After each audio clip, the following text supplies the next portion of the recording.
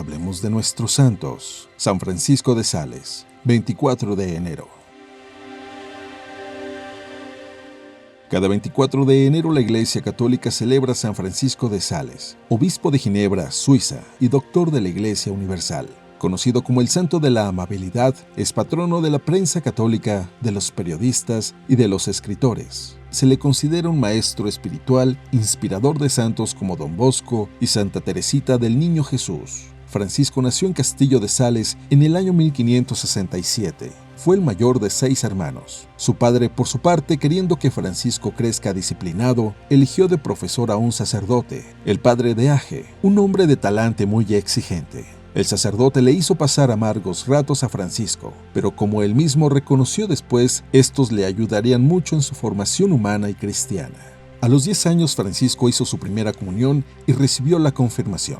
Esa experiencia juvenil de encuentro con la gracia de Dios lo motivó a frecuentar el Santísimo Sacramento y a pasar horas frente a él en oración.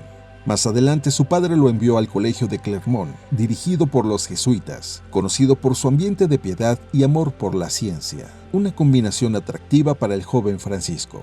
Bajo la dirección del padre de Age, Francisco se confesaba y comulgaba todas las semanas. Se entregó al estudio y empezó a practicar equitación, esgrima y baile. El joven noble que empezaba a destacar como estudiante cultivado se convirtió en el invitado preferido de reuniones y actividades sociales. No obstante, su mal genio le seguiría jugando malas pasadas. A veces sus desatinos o exabruptos lo convirtieron en objeto de burlas y humillaciones, siendo que su alma tenía que cargar el peso del rencor y el deseo de revancha. Como era un hombre educado, solía controlarse al punto de que muchos no tenían idea de su mal genio. A pesar de ese recurso, con el tiempo las malas experiencias se iban acumulando en el corazón y Francisco sufría mucho. Llegó el momento en que incluso pensó que se condenaría al infierno para siempre. La mera posibilidad de que algo así sucediese lo atormentó durante mucho tiempo en el que perdió el apetito y empezó a tener dificultades para dormir.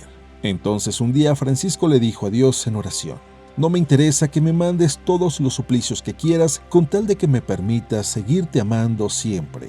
Determinado a encontrar una salida a sus entrampamientos, empezó a frecuentar templos y a ponerse en oración. Un día, en la iglesia de San Esteban en París, arrodillado ante la imagen de la Virgen, pronunció la famosa oración de San Bernardo: «Acuérdate, oh piadosísima Virgen María». Por primera vez en mucho tiempo, Francisco encontró algo de la paz que tanto anhelaba, y ese hallazgo había sido posible gracias a la Madre de Dios. Haber pasado por una prueba de esa naturaleza curó mucho el orgullo que, sin saber, le había atormentado tanto tiempo. En ese momento, Francisco también podía atender mejor a las personas que lo rodeaban y darse cuenta de lo imperioso que era tratarlas con bondad. Estudió leyes en Padua como era el deseo de su padre, pero se matriculó también para estudiar teología. En su corazón había brotado el deseo de conocer las cosas de Dios con profundidad. A los 24 años, ya doctorado, regresó al seno familiar para vivir la vida ordinaria de un joven perteneciente a la nobleza. Su padre deseaba que se casara y que obtuviese algún puesto importante, pero Francisco ya llevaba dentro la inquietud de consagrar su vida totalmente al servicio de Dios. El joven así confesaría a su padre su deseo de ser sacerdote. Al principio se encontró con una férrea resistencia, pero finalmente el padre se dejó convencer. Entonces renunció al señorío de Villarroger y se ordenó sacerdote el 10 de mayo de 1593. A pesar de la iniciativa de sus amigos, Francisco se presentó ante el pontífice como voluntario para ir a la región de Saboya, donde el calvinismo se había convertido en predominante y donde los católicos eran hostilizados todo el tiempo. El santo empezó a escribir y publicar sus homilías, con las que armó una serie de panfletos de divulgación. En ellas se exponía la doctrina de la Iglesia y refutaba las posturas calvinistas. Estos escritos más tarde formarían parte de su famoso texto llamado Controversias. Con todo, lo que la gente más admiraba era la paciencia con la que el santo soportaba las dificultades y penas que su cargo le originaba. El pontífice lo confirmó como coadjutor de Ginebra y el santo regresó a su diócesis a trabajar con empeño redoblado.